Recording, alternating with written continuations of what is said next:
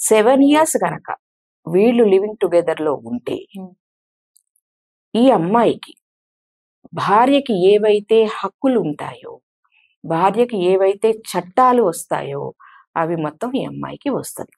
Except marital status రాదు. కానీ ఈ అమ్మాయి కూడా 498A పెట్టొచ్చు, గృహహింస అది పెట్టొచ్చు, అవన్నీ చెయ్యొచ్చు. ఈ అమ్మాయికి కూడా ఆ హక్కులు ఉంటాయి. అబ్బాయిలు ఇది ఖచ్చితంగా తెలుసుకోవాల్సిన విషయం.